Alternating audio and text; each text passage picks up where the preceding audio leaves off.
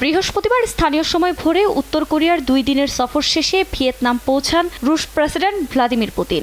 রাষ্ট্রীয় সফরে হ্যানয় বিমানবন্দরে অবতরণের পরই প্রেসিডেন্ট পুতিনকে লাল গালিচায় অভ্যর্থনা জানান ভিয়েতনামের উপপ্রধানমন্ত্রী ট্রাং হং হাসহ দলের অন্যান্য শীর্ষ নেতারা। সামরিক কুচকাওয়াজে 21টি গান স্যালুটের মাধ্যমে জানানো হয় সম্মানও।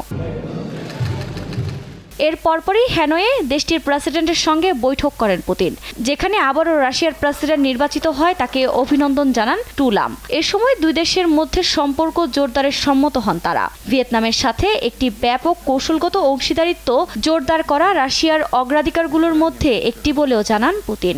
এছাড়া জ্বালানি ও আঞ্চলিক নিরাপত্তায় একসঙ্গে কাজ করতেও সম্মত হয়েছেন তারা।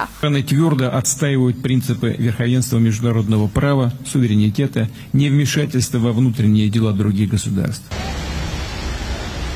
2017 সালের পর দেশটিতে এই প্রথম তার সফর। পুতিনের 2 দিনের এই সফরে ভিয়েতনামের কমিউনিস্ট পার্টির নেতা নুগুয়েন ফু ত্রং, প্রধানমন্ত্রী ফাম মিন সহ আরও অনেকের সঙ্গে সাক্ষাতের কথা রয়েছে।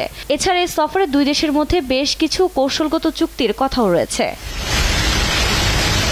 এদিকে রাশিয়ার প্রেসিডেন্ট ভিয়েতনামের প্রতিষ্ঠাতা নেতা হো চি মিনের সমাধিও পরিদর্শন করবেন।